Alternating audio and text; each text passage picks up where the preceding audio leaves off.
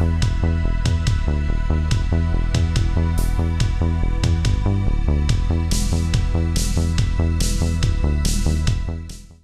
guys, this is XB. Before we get started and I jump into the recording, just giving you a heads up that this was live on Discord, so you can hear a lot of Discord beeps, things like that.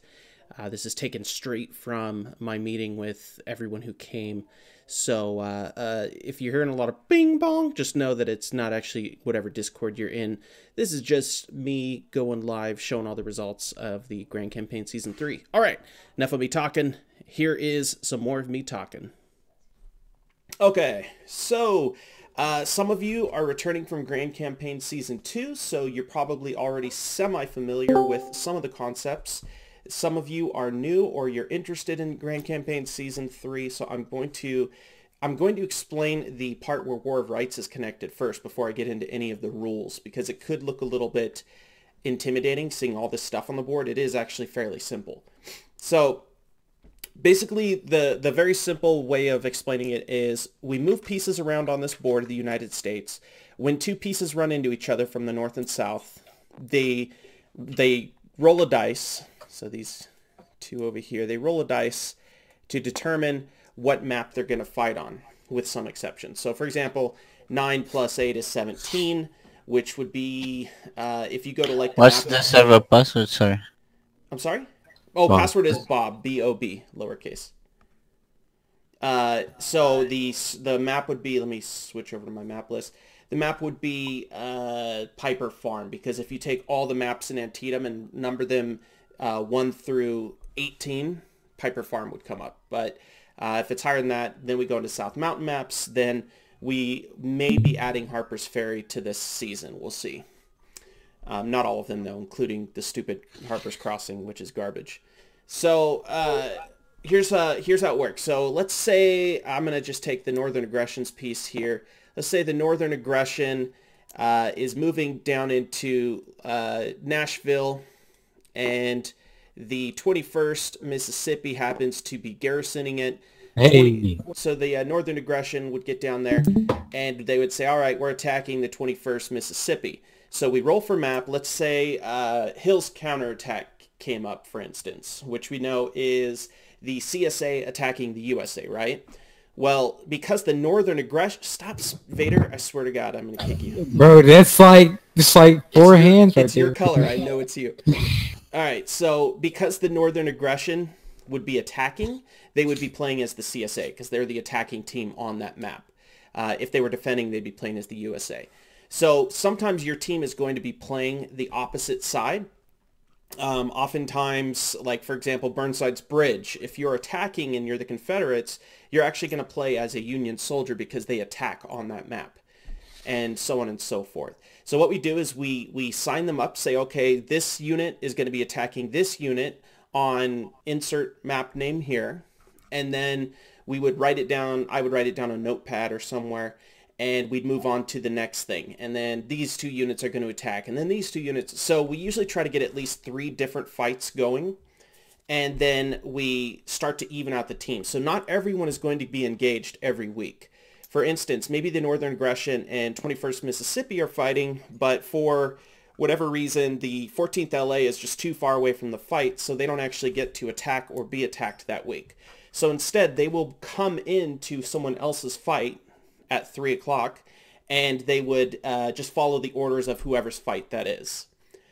So this is a good chance to give command time to every different regiment without fighting over who's in charge, because that's definitely a thing in this game. If the 21st Mississippi and the TNA are fighting, that means on the Union side, the TNA has priority over having officers. Let's say Staples is in command that day for 1st Cav, and he says, and I attach to him as the 3rd US. He says, XB, I want you and your boys to cover the left flank. We're going to cover the right, and I would have my own operational freedom to do whatever I want there on the left, but I would try to follow his orders to the best of my ability. So you're not going to be under direct orders where you have to do literally, aim and fire when they tell you to and all that, but your team is expected to follow the orders of whoever's map it is that week. Does anyone have any questions before I move on? Okay, no questions. That's good. TNA, I think I had you in Springfield, and Mississippi, you're in Vicksburg. All right. So up next, so that's the very general idea of how the Grand Campaign works. Two units run into each other. They go into combat. Once one combat has been initiated, every other unit gets 2 more turns before we initiate actual combat and we go into war rights and fight. So once the first combat is initiated, that's like a 2-turn timer that we're coming up on the end. So now I'm going to go through some of the rules for the Grand Campaign and how this part works, the big map here. And there's been a lot of changes since Season 2. So if you were at Season 2, you're going to probably not recognize much of this. I've made a lot of changes since Shadow closed it and gave it to me. And hopefully they meet with your guys' approval. So I'm going to open up the rules. We have, those of you who are in the game, the notebook up at the top there has all the different rules. Except for the page that actually says rules. There's nothing on it, but all the other ones have stuff. So I'll start with buildables. In the game, you can build things. You can build a rail station, which is a demarcation point. It basically makes it so that if you're traveling along the train track, you can stop at that station and get your men off. Otherwise, if your men are moving on a train track, they have to stay on that track until they reach another city. Unless they're attacked, of course. Excuse me. Artillery. So. Wait, did you go over the train? What? Did you go over the train track thing again? Yeah, actually, I'll go over movement first because that's the most basic concept. So in the game, there's 3 different types of movement. There's movement over general terrain, where I'll zoom into the 11th Ohio here, for instance. Let's say the 11th Ohio wants to make a beeline for Piper Farm, which is down here. There's no way for them to get there by train track because the train track ends in Richmond as well as Knoxville. That's not where they want to go. So instead, they're just going to make a run across country. And on land, can someone else stream this as well? Miller says my stream is maxed out. I can. Thank you. Thank you. We're good. That 3's good. All right. So let's say the 11th Ohio wants to make their way to Piper Farm. And they can move 3 spaces per turn on standard terrain. Standard meaning literally all terrain except for rivers. So they could either go 1, 2, 3 straight down, or they could go 1, and then they'd be stopped because there's a river there. So let's say they're going this way. That's 1 turn. Now we move on to the other units. Now the next turn comes up. They're going to start moving again, but they're going to run into another river and they have to stop on it. So this is how rivers work. No matter how many movement points you have left, you will stop on a river and you're done for your turn. It's to simulate the fact that, you know, the Union Army or the Confederate Army, whatever, wouldn't just go marching right through a river the same speed that they go marching across a road. They'd have to ford the river. They'd have to get the cannons across safely.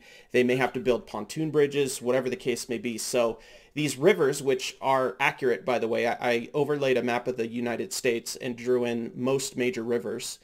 These rivers will stop your movement. So you have to think of that whenever you're moving your unit. So it's 3 spaces over standard terrain. It's 6 spaces over rails, and rails ignore river penalties. So let's say the 11th Ohio right here, they want to go to Richmond and attack 2nd Corps, even though the 3rd U.S. would probably do that. So they decide we're just going to go straight for Richmond and go on the train. Now, the downside is they're stuck on this train till they get to the other end, unless they're attacked.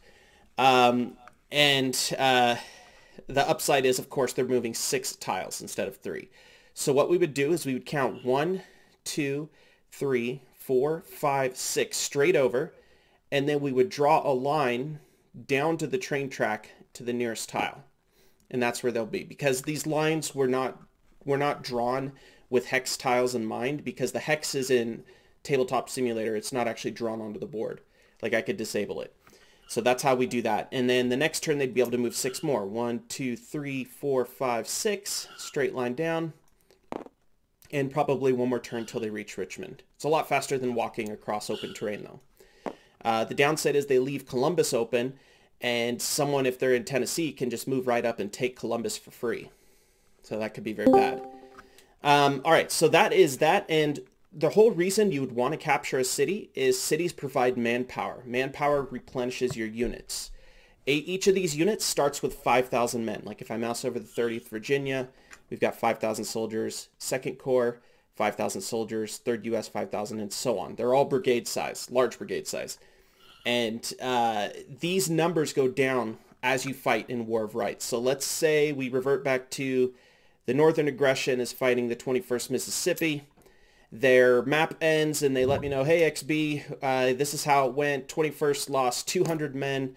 TNA lost 300 men. So the next weekend, we would come in, edit the number of soldiers down that many numbers. So there are real-life consequences, well, not real life, but there's real game consequences to the choices you make in game. I had someone message me earlier today and say, so I guess it'll just be a total charge fest because everyone will be just trying to win. And I said, actually, I noticed in the last campaign, there wasn't a lot of charges because they cost a ton of manpower. So people were really cautious with how they use their men's lives. It's not like a normal skirmish where you just go nuts and you just like, go for it, boys, yee! And then everyone charges. Like, people are really cautious because they know, crap, I'm going to take 500 casualties if I keep up this pace, and it's going to hurt my piece on the Grand Campaign. So it's a different play style for sure. And it's very, very aggressive, very fast-paced because everyone is like top of their game trying to win because every week matters. Like, there was a couple weeks ago where the 69th New York was defending Washington, D.C. from, I think it was 12th South Carolina, and the 12th South Carolina took it, and we were all so bummed out. Like, crap, dude, we just lost D.C. We're the freaking Union, and we lost the capital. And so the next week, like, everyone brought their A game and was playing as hard as they possibly could. 69th and the 3rd U.S. took back D.C., and it was like, we were all ecstatic. We were totally excited about winning. It adds a whole different element to the game, and like, you're really excited when you win and you're really bummed when you lose. So I know a lot of you guys have been playing this game for years if you're an early backer like myself, and it can get kind of stale. We've played all the maps. We've done them 1,000 times. We do the same drills. We do the same skirmishes. So this game adds an entirely new element that adds risk to the game and really makes you want to win beyond just, I want to win. It's like, crap, I want to win because I don't want to lose the capital, or I want to win because I want to steal Pittsburgh from the Union, or whatever. Or it's even like, yo, if we're going to lose, as long as we take out as many of these motherfuckers as possible. Exactly. It's like, still a Pyrrhic victory than if you go at that point. Like, if you get stuck on Miller's cornfield and you're like, God, we're going to lose this one, but we're going to go down fighting, and you're going to do as much damage as you can. Yeah. Walker, what's going on? I'm explaining the new season of the Grand Campaign to everybody. Oh, okay. Because it's different than last season. I've remade the map and everything. Yeah, I checked the new map with Shadow, but I don't really know much of the other stuff. Yeah, this isn't Shadow's map. This is a new one that I made. Okay. Yeah, this wholly rebuilt from scratch, basically, except for the general concept. Looks really nice. Thank you. I spent a lot of time on it. Okay, so that's movement, right? 3 spaces normally. You have to stop on a river no matter what. And 6 spaces on a rail bridge, and rivers don't matter because they have bridges over rivers. Now, there's 3 different things you can capture. One is a city. Cities provide manpower, which I'll explain in a moment. 2 is a named location, which is extremely valuable this time around. They provide cards. They provide good cards, and the only good cards. I know last season, those of you who were here remember some of the cards like Dysentery or STDs or all sorts of hilarious ones. These cards, we still have those cards in the general deck, but these cards are all extremely positive cards if you capture those cities. New coal mine open, add 20 materials to the national pool. Discounted construction, turn this in to build an encampment at 50% discount. They're very expensive. Yeah. Can I just ask one thing? Yeah. I must have really missed something because I thought Shadow was going to do the Season 3, but you're doing it currently, so... Shadow quit the game. Yeah. What? Shadow and the entire 1st South Carolina left War of Rights. They're playing Arma now. They're playing Raid Shadow Legends. They fucking what? They left. You didn't know you're in the CA.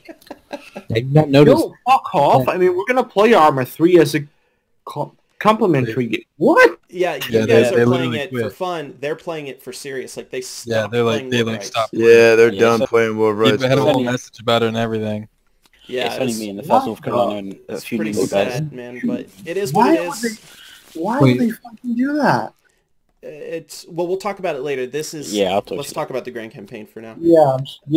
What? All right, so there's other card types. If you are involved in a combat, meaning your unit on the board was attacked or is attacking, the next week you're going to draw these cards. These cards are not always positive. Dysentery, our favorite one from last season. Poor sanitation and tainted water has led to dysentery epidemic. Lose 2 turns. So your piece basically can't move for 2 turns in game. Hatred before reason. This is a new card I made. Our men don't care what the objective is. They long for the blood of the enemy. Cap point is disabled during your next battle. So the next battle, the capture point's turned off, and whoever gets the most casualty wins. This one, a rousing speech. The commanding officer has rallied the men with an inspiring speech, blah, blah, blah, blah. +2 movement on, it's not roads, but all-terrain. On all-terrain and railroads. So there's good and bad cards in that deck. Your chances of getting either are pretty even. Let's put that back up there. That deck is drawn at the end of combat the next week. So if like 2nd Corps and 3rd US were fighting, then next weekend when we all meet, we would, wait, flip it back over. There you go. We would draw our cards and hope to God that they're good. But if we capture named locations like Piper Farm, Nicodemus Hill, Hooker's Push, whatever, then we get a special card. Those cards are always good and they help a lot. These named locations, because they're named after a location, if 2 units are engaged over them, that is the map they're going to fight on. So if 30th Virginia and 11th Ohio fought each other at Piper Farm, in War of Rights, they will literally fight each other in Piper Farm. And whoever attacked is going to play the attacking team, regardless of if it's Confederate or Union. All right. Now, up next, okay, so we got the movement penalties. Rivers stop you in your tracks. Railroads ignore all penalties, and you just continue on.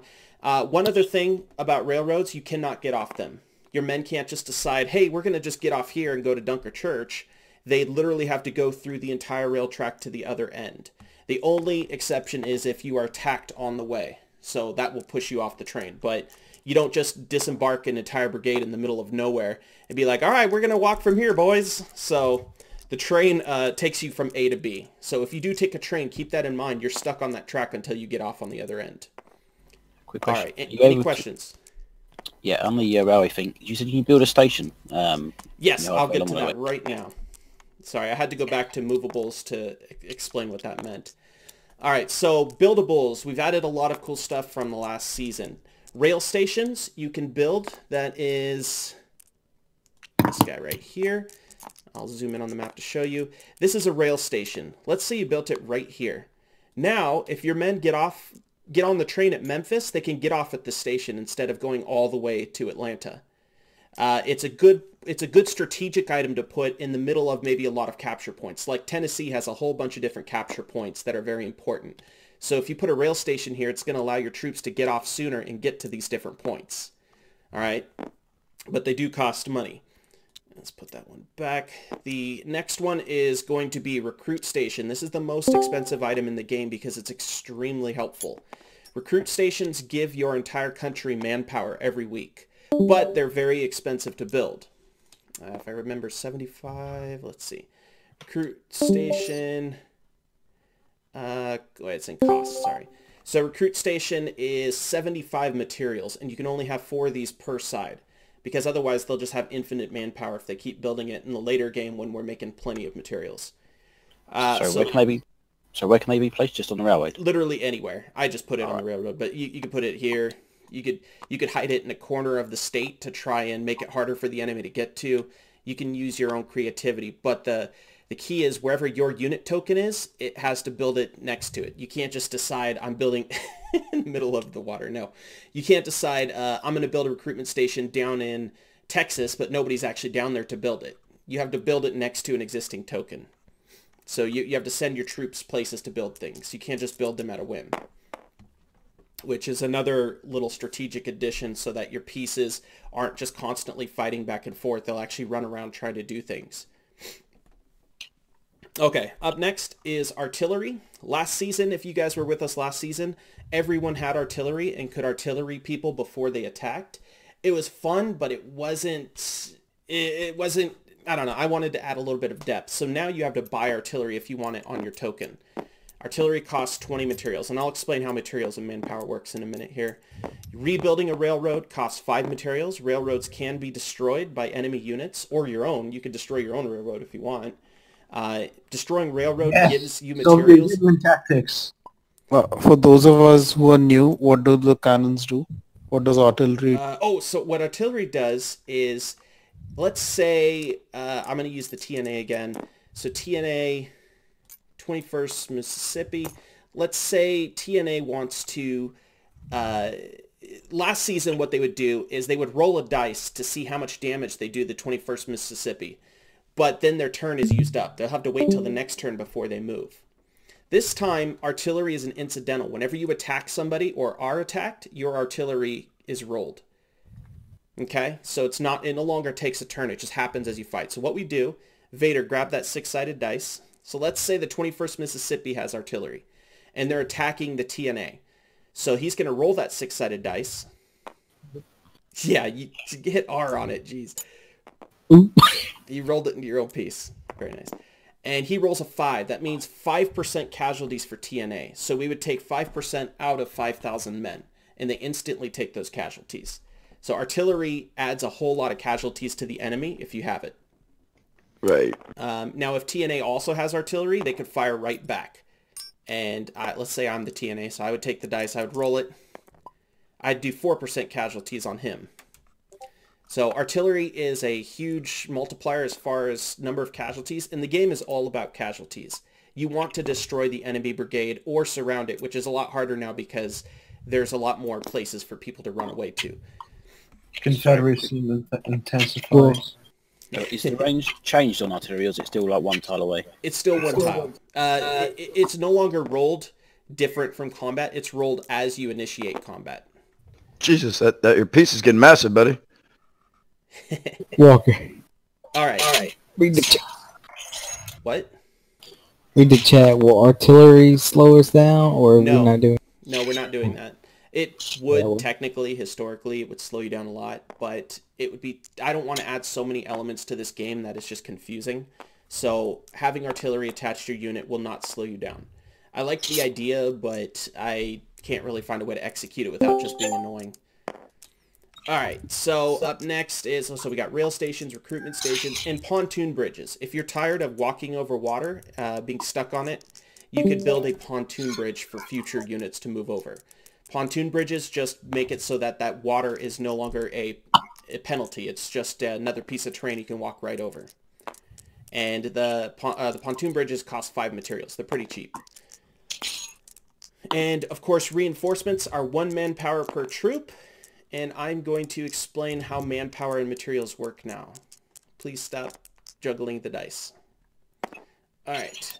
So there are 2 pools. There's the CSA pool, and there is the USA pool. Both are fairly even, except the USA has a tiny bit more manpower, although historically it had a ton more manpower.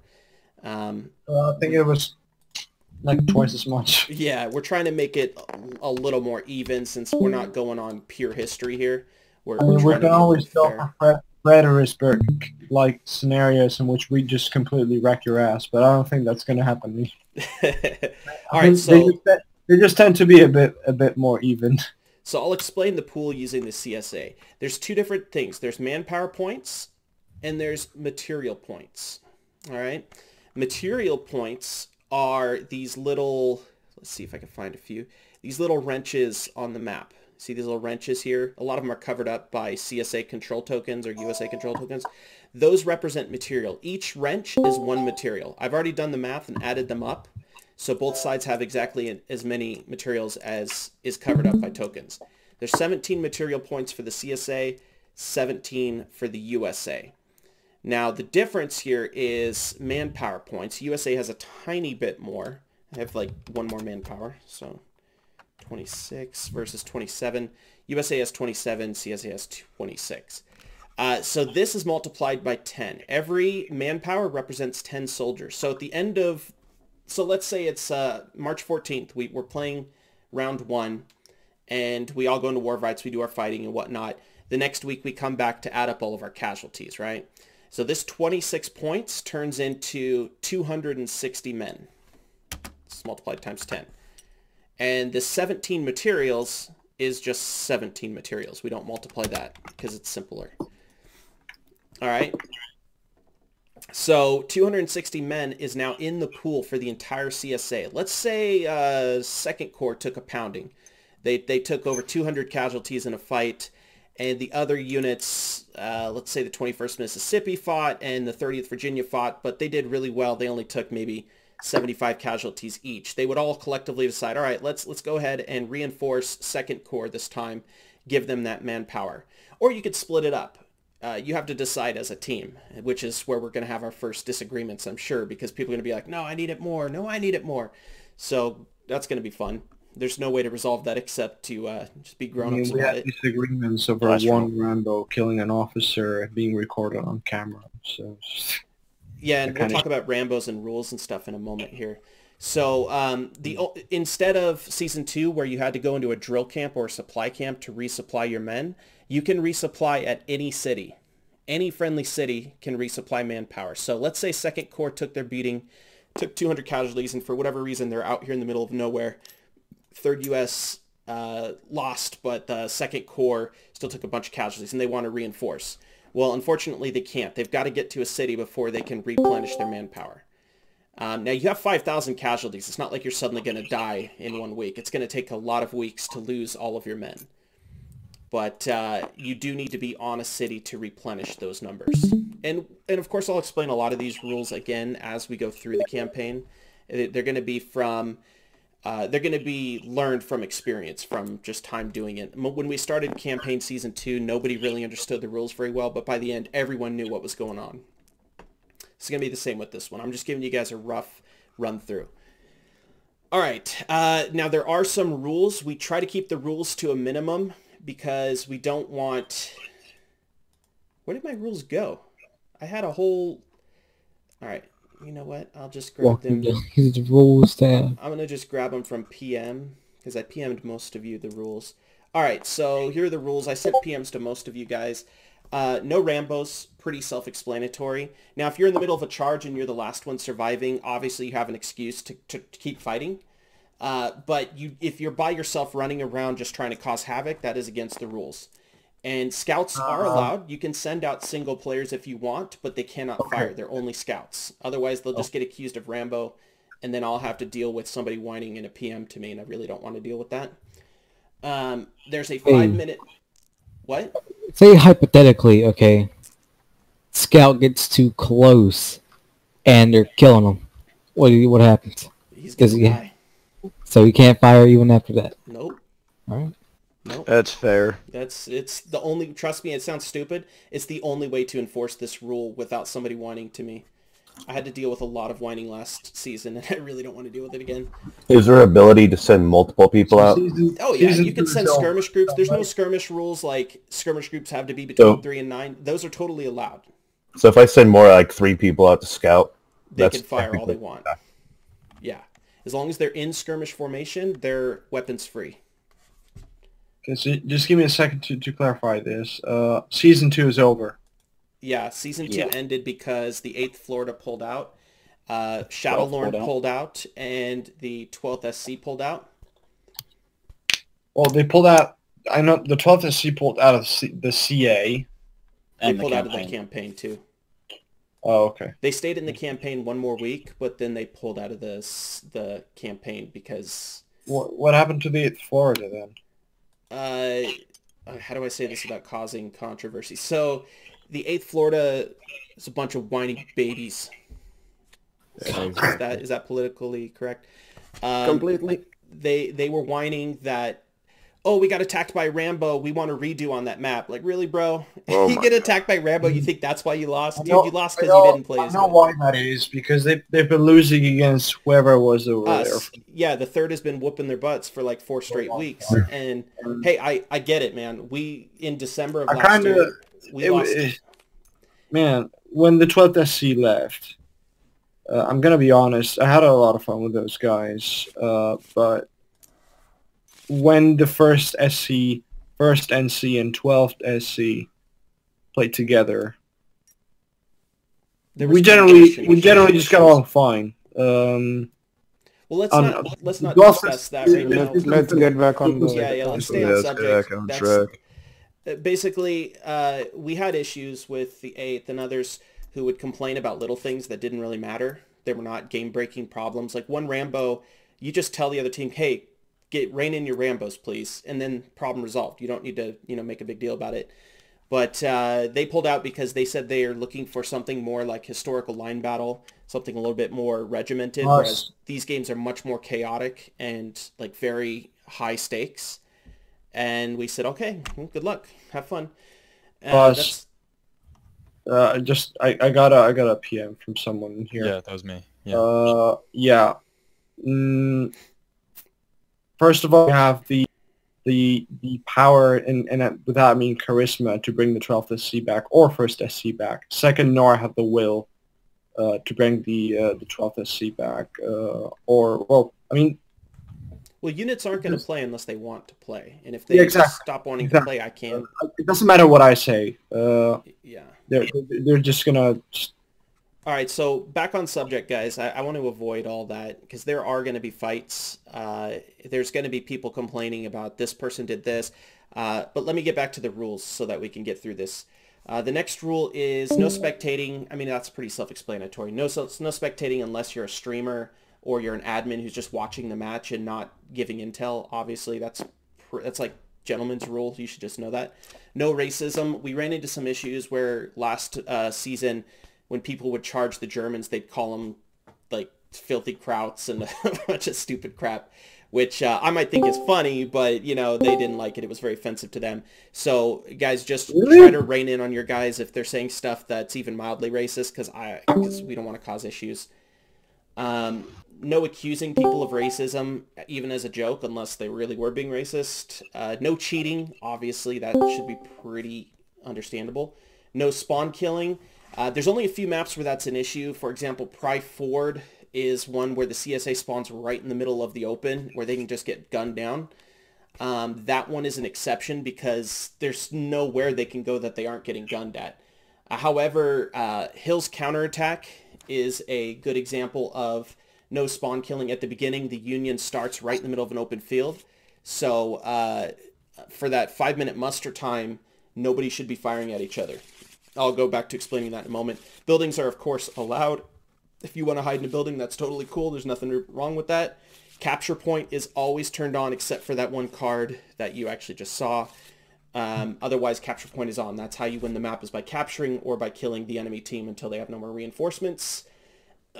Engaged units get to keep their members on one side. So if the CSA has the 2nd Corps fighting the 3rd U.S. and the 30th Virginia, let's say, they came along to help, but their unit is elsewhere on the board and they're not engaged.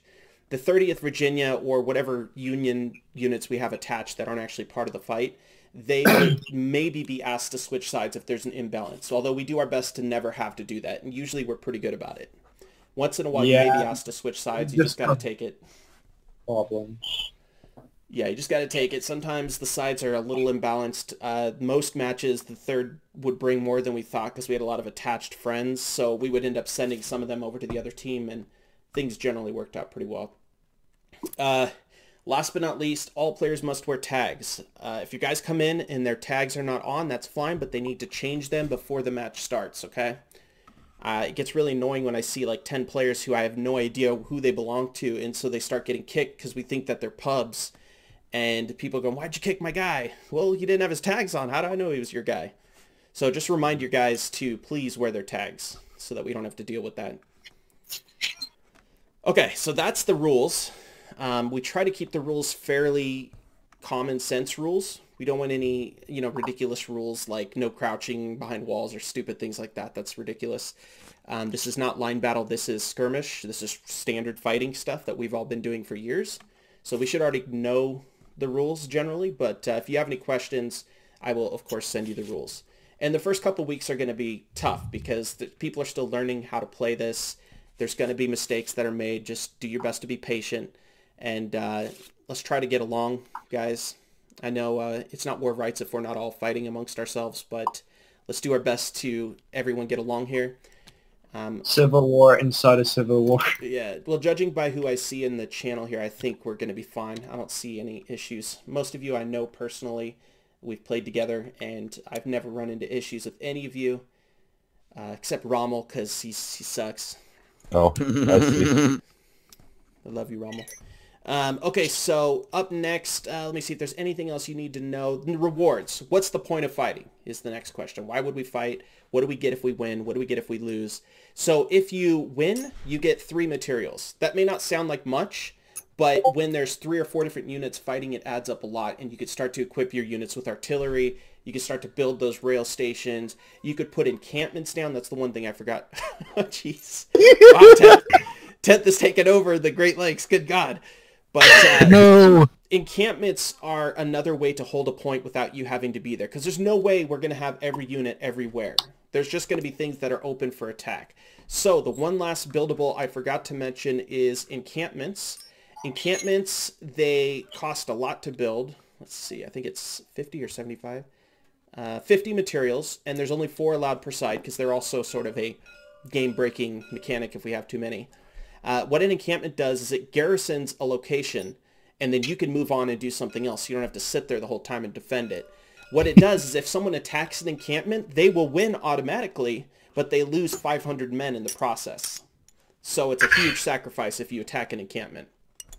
So encampments are a good way to lock a point down and force the enemy to spend a ton of men to take it back. Unless, of course, your unit is sitting on the encampment, in which case they'll have to fight you in War of Rights if they want to try to take it. And they'll take that 500 guys, come on. Please. Please fix the 10th US piece. My God. All right. The calculator was already What happens? He made a huge 10th US piece. All right, so that is that part. Encampments are very important, but the rewards for winning is 3 materials. So 3 materials stretched across 4 different combats. That's plenty. That's 12. That's a lot. And the rewards for losing are you lose a bunch of men and you get pushed back, which is the last part I'm going to explain today. So let me do another theoretical battle between the 30th and the 11th Ohio. Let's say the 30th Virginia is attacking Columbus, and they go into War of Rights. They play whatever map, Burnside's Bridge, and 30th ends up playing Union because they're attacking, but they just wreck the 11th, and the 11th has to fall back. So the 11th is going to fall back 6 spaces, starting with the next space. So the one they're sitting on does not count as 1. It would go 1, 2, 3, 4, 5, 6 to the nearest friendly location. And the 30th now occupies Columbus. They now own 1 extra manpower, which is worth 10 men next week. And the 11th Ohio got pushed back. The 30th also collected 3 materials for the CSA by defeating the... basically, it's like the equivalent of you picked up a bunch of weapons off the battlefield because the men turned and ran for their lives. So, if you are... let's see, let's bring the 11th up here. If you're attacked, you have to retreat back 6 spaces. Now, let's say the 30th attacked the 11th and lost. The 11th held Columbus. Instead of running back 6 spaces, the 30th runs back 3 spaces. Because it's like you attacked, your attack was blunted, but you weren't routed. It's Antietam, basically. Whereas if you were attacked and you lost, your men are making a run for it because they're going to get captured otherwise. So attacking and losing is much less costly than defending and losing, which is a little bit of a change for the game, because in the game, the attacker gets the bonus, and now the attacker not only gets the bonus of having more manpower, but the attacker also gets the bonus of not being injured as badly when they lose. They're not going to be pushed back as far.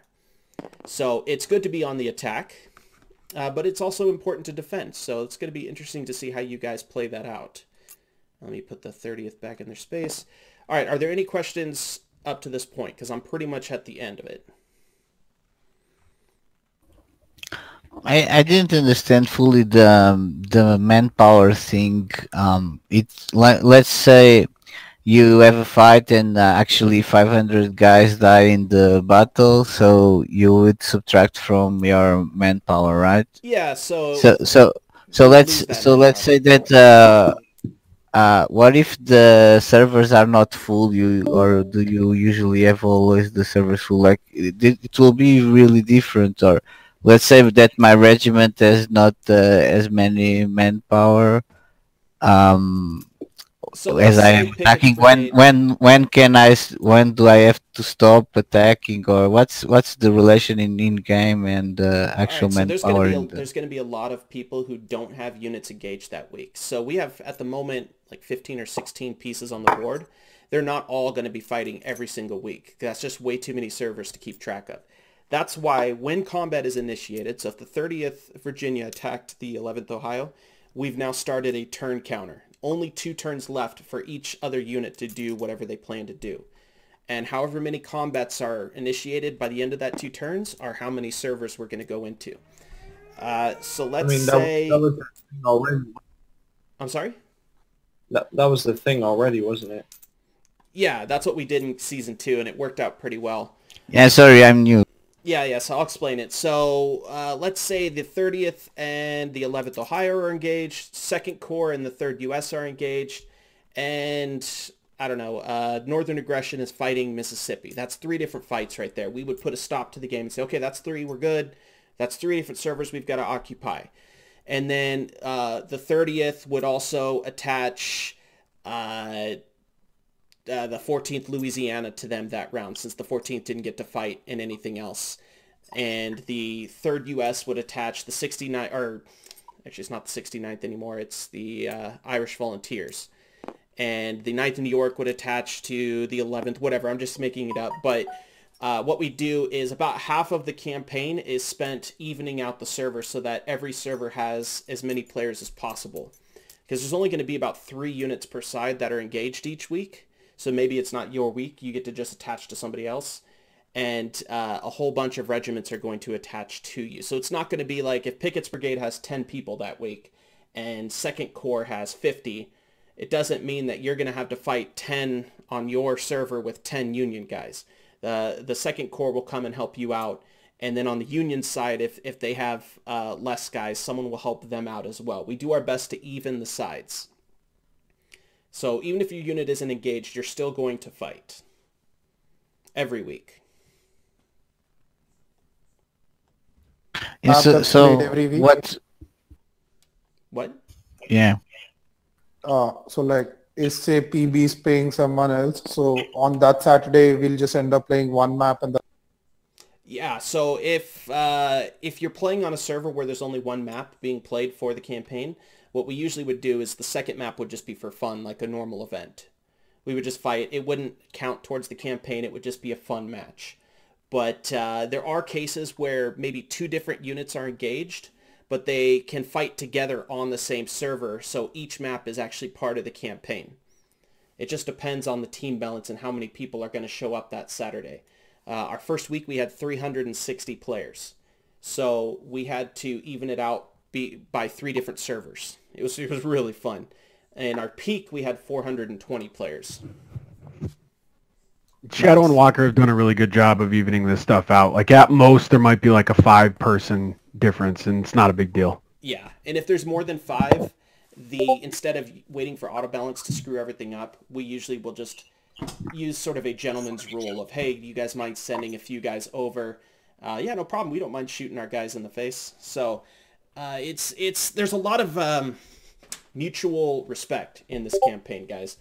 So we have to treat each other with the same respect, and sometimes we have to be the guy who sends a few of his own men to the other team. We try to do our best to not. Also, when probably as a Confederate you have to fight on the Union side, even though you know you're playing against yourself. Yes, and just to be clear, you try to do it as cleanly and best as possible. Correct. Like, for example, the 3rd U.S. had to send 5 over to the 1st North Carolina here about 4 or 5 weeks back. Yeah, that was a great experience. It was really fun because I understand a little bit of Spanish, so I was translating for my men all of your guys' orders. But it was fun. I mean, we fought to our best of our ability, and I fought on the enemy team shooting. Generally, when we're led by Appen or May, if we've got English speakers with us, I would generally just give it in English, because most of my men can understand English. Yeah. But anyway, so there are going to be times where a few of you guys may have to switch teams because maybe you thought you were bringing 20 guys. It turns out you're bringing 40. So that might happen, and it has happened. But generally, we do our best during the planning session to make sure both sides are even, because I hate to split units up if I can avoid it. But just to clarify, that splitting up the units is only for the units that are not engaged. All the units that are engaged, they'll all be on the same side. Is that correct? Like if yes, third US... we do not split up the units whose tokens are engaged. If Second Corps is under attack by the 3rd US, the people who are going to be moved are going to be from other regiments. Second Corps will be guaranteed to have all of their players on one team. Or if the 3rd US is attacking someone, the 3rd US is all on one team. It's because it's not really fair to ask the person who's sacrificing some of their own manpower to send their guys to the other team. Okay, so let's say the Second Corps attacks 3rd US, and the 3rd US wants to minimize casualties. Can they just stay at spawn and let them cap and get minimum casualties? So that's actually a really good question. Something I was thinking about I don't think we've ever had that. We've never had that happen, but I was considering adding that to this campaign, the ability to simply retreat your token. So let's say the 11th Ohio is defending Knoxville. For whatever reason, they don't really care about Knoxville, and the 1st North Carolina is attacking them. 11th says, you know what, screw it, we don't want to fight the 1st NC this week, we're just going to pull out of Knoxville. Your whole team's going to hate you for doing that, but you can do that. You could just step off the point and leave. But you'll retreat and as then if how you many had points lost. do you go back? You'll get pushed back 6 spaces, as if you had lost the battle. Hopefully no one ever does that. That would be an awful waste, but it never happened in the last season. I don't really think it's going to happen in this one. No one retreats. Yeah, but why did you say that defending was more costly? Well, defending in War of Rights is more difficult because the defending team has less tickets. Ah, okay. And if you lose while defending, your unit routes. It runs 6 spaces. If you lose while attacking, you just get pushed back 3 spaces. In that case, probably a tactical withdrawal should allow you just 3 spaces. Yeah, tactical withdrawal is a way to make it so that you become the attacker. But if it's abused, I may take it out. We'll see how it works for the first couple weeks of the campaign. If people are abusing it just so they can always be the attacker, then we'll remove that rule and make it so you have to fight. But didn't it happen like in last season? No, I mean if you're losing a match and you think you cannot regain, instead of just running to point as we see in regular matches, you just stay at spawn, let them cap. I've only seen it happen one time, and that was in season 1, which was over a year ago. Most of you guys weren't in that one. 10th US might remember that one. Rommel, you probably remember. And is that interesting or not? I'm not sure if it's interesting or not. In your opinion. I don't think that's going to be an issue. We'll talk about it if it becomes one. Yeah. Okay. People aren't going to come to an event on a Saturday just to sit and spawn and do nothing. Like, no one wants to do that. We only ran into that issue one time ever in the very first season, where Shadowlorn and the 1st SC only had 76 men left in their brigade. The 3rd US and the FA had just devastated them. Yeah, go us. And we were attacking them to finish them off, so the whole match they hid in the forest. And we eked out like 71 casualties. They had 3 men left in their whole I remember that. You remember that? Yeah. And, we chased those fuckers through the forest. And Mikado was so mad. He like messaged Shadow and he's like, "You better get out here and fight or we're forfeiting." Like Shadow was like, "Fine." They came out and fought. It was fun. Anyway, that was 2 seasons ago. So this is season 3, guys. It is technically season 1 if you consider that this is a brand new campaign that I designed from scratch, but it is season 3. So are there any questions before I close it and end the recording? So what happens when you start with 5,000 people and you start losing people? So what's stopping me from keeping pushing with one guy or nothing? If you've got 1 man left in your brigade, you could still attack as if it was a full strength brigade. So the 5,000 men is like a cap of number of combats that you can replenish. Yeah, across the whole board. Let's say you owned every city. Across the whole board is 50. I want to say 53 manpower, so 530 men. I guarantee you, every week you're going to lose more than 530 men across the whole team. So the teams are going to start to bleed a lot of manpower. As we get close to the end of the season, people are going to be down to 1,000 men in their brigade or less. They're going to start to be much more cautious in combat. That's all part of the game. Now, the winner of the campaign is determined by one of two things. Either the CSA just quits, which is what we had last season. They quit, and even though they were winning, by the way, they were kicking our butts in the East, and they just up and quit, so I called that a tactical Union victory. Or the enemy team just decides to forfeit because they've lost too many brigades or too many men, and they just see the writing on the wall, which is fine. That just means we go on to the next season. But one of those two things has to happen for the season to end. Capturing Richmond or capturing DC doesn't mean anything. It's just more of a morale. You just bought Harbor because we did. Yeah, you guys captured Washington, D.C. from us last game. We were actually kind of obsessed with it. Yeah, everyone was trying to take DC. It was really But did it ever happen that a regiment lost all its manpower? The closest we got was like 2,300 or something. I think about 2,000 or so before the end of the campaign where the CSA left.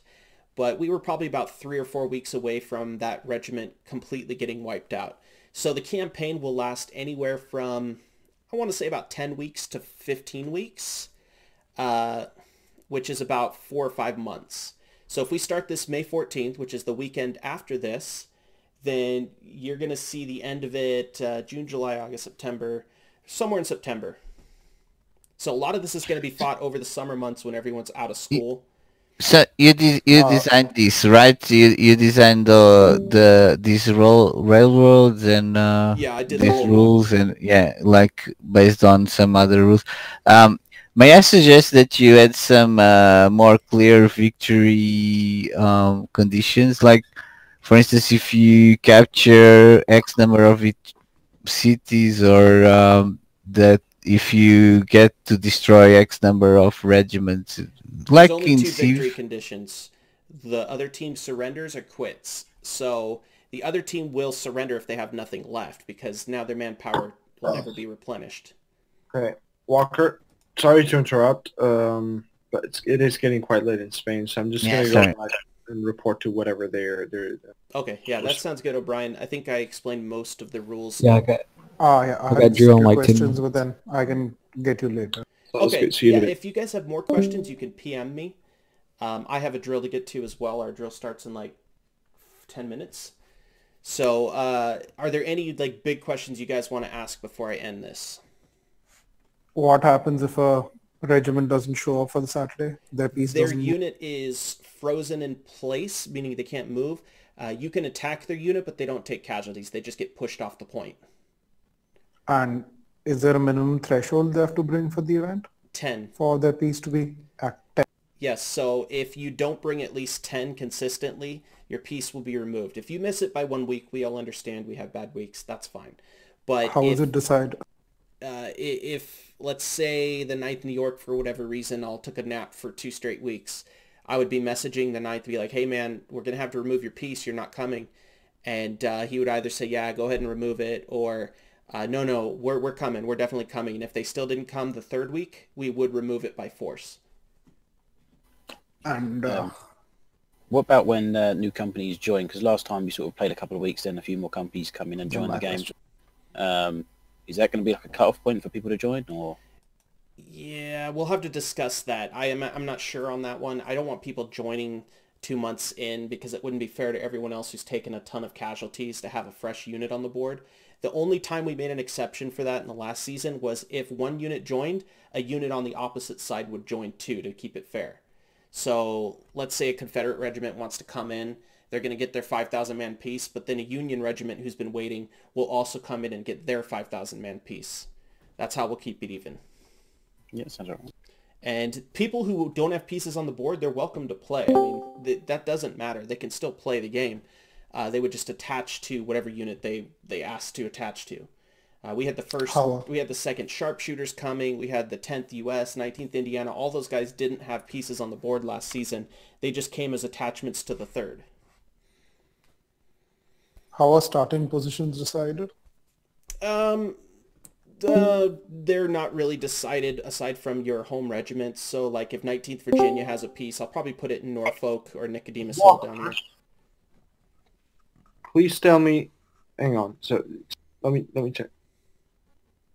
Okay, he's muted. Fine. Is the First Texas going to join the campaign? They have not asked to. No. Okay. Okay, just needed to know that.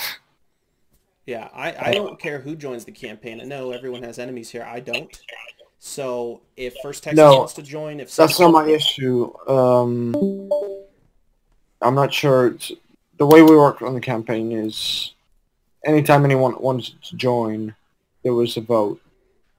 Yeah, we'll still do that. We'll still do the vote if someone wants to join. Because I don't want to attack personally anybody. Okay, this is not a personal attack anymore, but I do have non-personal problems, and with that I mean that my company has problems with another company. I think everyone here has problems with somebody. I know, but there's no way everyone's going to get along. But no, I do my best to keep the peace. I want to make sure that there is. It's not just going to be a free-for-all in which anyone that wants to join joins. No, there'll still be votes. Okay. Okay. Is there anything else, guys? I'm not going to say names, but I really don't want the Jenkins Brigade to join. What the fuck? We'll take a vote on whoever wants to join. I say names. Killing me, man. I'm sorry, I had to say it. Okay. I just want to say I'm glad PB showed up. I've been trying to reach out to them for a while to join. I think that's going to be great for the campaign to have another big CSA group. This is one of the few things in War Rights where for some reason the Union has outnumbered the CSA, so it'll be good to make it a little more even. And we need more CSA, by the way. We've got spots for 2 more CSAs who are just going to get penciled right in. So if any of you guys know any regiments... It might be slightly slow for PB to start with because we don't have too much of a EU presence, but I think as it gets popular and we get maybe start roping our guys in, we'll start coming in. Remember, it's on a weekend at a pretty USA-friendly time, too. We do it specifically so that North Americans and Europeans can play. Yeah. But, so just to be clear, I'm here as the European captain. I think this would be great for PB to join, but I must confess that we don't have the entire PB support yet. But for sure, we will have 19th Virginia coming. Yeah, for sure we'll have 19th Virginia, which is so the big part of PB. So in the next week from you guys, if the 19th alone is coming, or if the whole PB is coming. Because if the whole PB is coming, I'll make you guys a unit token that says PB and not 19th Virginia. Just make it 19th Virginia for now. It's better to make it 19th, yeah, for... Okay, sounds good. And then 69th, I've updated yours too. Would there be any problem? Let's say that we're playing 19th Virginia and some guys from 28th or 8th want to play also. They can play, right? Yeah, they're welcome to play as part of you. Yeah, it's better to put it 19th Virginia. Okay. All right, guys. Well, I'm going to end the recording. If you guys have more questions, you can message me, but I have got to get to my drill. If you don't have a unit piece, let me know if you'd like me to add one for you. Everyone I see in this channel, I think you all have pieces except for the 2nd USC. And if you guys know any Confederate groups of at least 10 guys who might be interested, please let them know because we really need at least a couple more Confederate regiments. Yeah, I'm gonna holler at the 1st VA. They seem pretty chill. They're good cats. I know they got at least 10. Do the accent. All right, cool. Oh yeah, we're gonna get them buds, count them Union. All right. Well, I hope you guys got some information out of that video. If you are interested in bringing your piece into the campaign, we start March 14th, which is about 2 weeks, 1 week really from right now when I'm recording this. If you are interested, just hit me up on Discord. If you are watching this, chances are you already have my Discord or the Federal Army Discord. If not, just go to jointhefa.com and the link will be somewhere under members.